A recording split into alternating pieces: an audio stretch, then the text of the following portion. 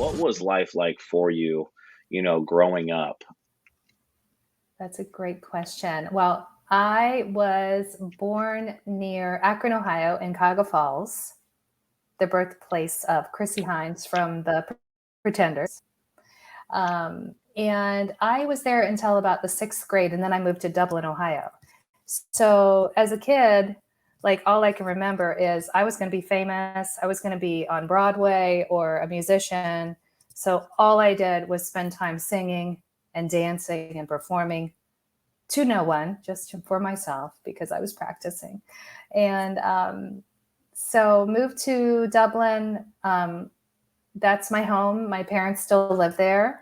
I would say that, did the traditional, suburban life, always wanted to kind of, explore. I met my first husband in high school. We became gypsies and we traveled the entire United States. We lived in California, Colorado, New Hampshire, Michigan. We lived everywhere. Yellow Springs. I'm kind of a hippie, um, for sure. And we ended up moving to Colorado and then going back to Ohio and started our family in Ohio. And I said, I don't want to live in Dublin. I want to raise my kids in the city. And it's so funny because I started my family. We were in Clintonville, and then we moved to Bexley, and I became a Bexley girl for raising kids there, loving that life. 10 years in Bexley. Then we ended up moving, met my second husband, moved to Florida, came back, said, I don't want to do anything but I want to live in Dublin. I was so like, my whole mindset had changed. I Yeah. want to be close to family. I want my kids to go to the same high school as me. I got two kids now. One's just a sophomore in OSU. The other is a senior in high school down here in Florida. And so fast forward, we had COVID. I was right down the street from my parents. I was dropping off groceries to their front door. Yeah. And then moved back to Florida with this new opportunity. A client I had when I was down in Florida the first time, a commercial client, became a great friend, sold his business, said, I want you to come and start this business with me. We're building homes in Florida and elsewhere around the world. So let's do it. And I said, all right, where do I sign? And now I'm here. Have our own company. I'm still, I'm brokered in Ohio and in Florida, and soon to be North Carolina. No, that's awesome. That's a That's long awesome. I gotta answer. Mm-hmm. no, I gotta go back. What was it that made you want to get into the performance space growing Oh, up? And then did you follow that out of high school and into your early mm-hmm. adult life, or are you still doing it? That's a great question because that is my real passion. My real passion is to kind of just I guess I'm an attention seeker. I don't know. Um, I've always thought I would be in acting, and I dabble in it. And especially up in Columbus, I had the opportunity to do Last Realtor Standing, Yeah. which was my dream come true. Everybody did not realize what was riding on that. It was like do or die. It was like one of those moments in life where I'm like, if I don't do this, if I don't have the best time doing this, I have failed myself. Yeah. And it was such a pivotal moment.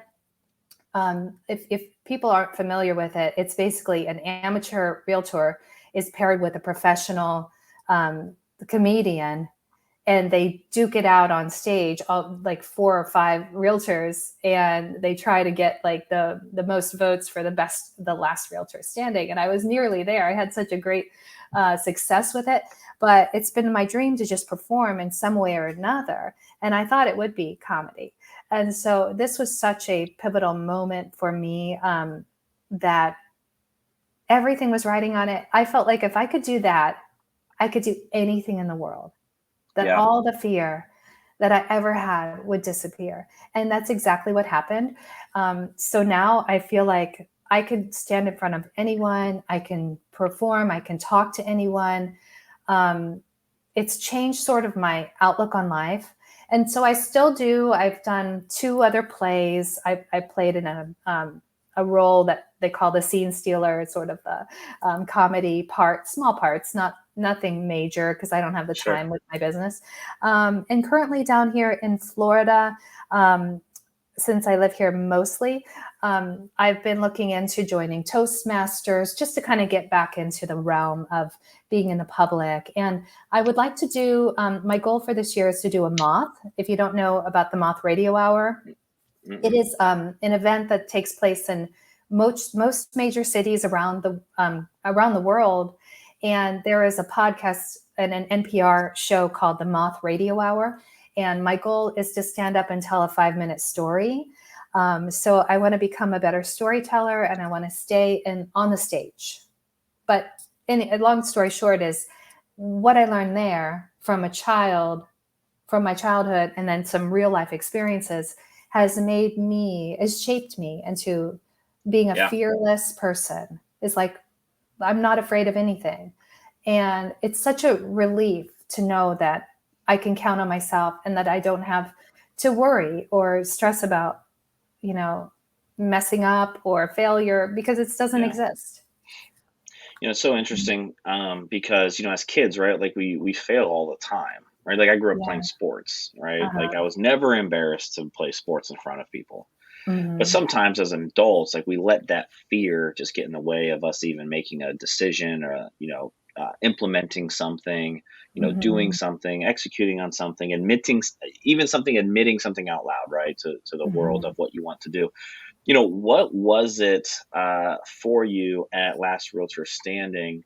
I mean, was it because you performed in front of your peers that Hmm. kind of unlocked everything for you, or was it because that was, you built up to that moment and then you saw that, no matter what happened, good or bad, it didn't, you know, other people's Hmm. opinions, or it really didn't matter in the grand scheme of Hmm. things. What was it? Because I think a lot of agents struggle, with that, Hmm. and we face a lot of rejection every day in this business. So Yeah.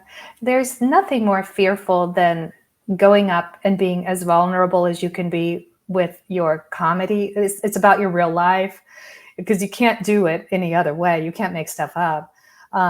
So it was sort of the ultimate vulnerability. Um, I guess the moment for me was that first joke that where you do that pause and there's an art form and you wait for the laughter and you kind of people have no choice. Like if you time it right and you've paused and you're looking at them like, come on, throw me a bone here. Like anywhere in life, you could do that. You could pause with your clients, with the difficult conversations, and you can give them a moment back. And it's not just about you, it's about this, it's a two-way street with your wherever you are. And that explosion of laughter, it like it was so euphoric. I felt like, and I don't know if every people do this, but I don't do any drinking or anything otherwise before I go on stage because I want to have that experience because it in itself is so euphoric. So I think life can be that way. I think life could be like if you're having difficult conversations, if you're maybe just purposefully looking for the no's because you can handle it because it's like it strengthens it's like a rush of like, okay, I got what I wanted. Now I can move on to something great. yeah. I don't know. It was such a moment. And other people have done it and they're like, yeah, whatever. I'll just get up there and I'll perform and I don't care. But I really cared. I really cared.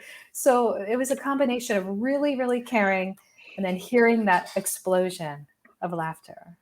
It's that thing. It's like it's that confirmation that you can do it, right? Hmm. Like sometimes in real estate, it may be, converting that first person over the phone, or, Hmm. getting your first client to sign a contract, or Hmm. getting that client to the closing table and getting it done. And you get that first, I always tell people that first commission check hits Oh, differently, right? Like, oh, you know, it just yeah. hits differently. It doesn't even matter the size. It Oh, just feels yeah. different. It hits Mhm. different.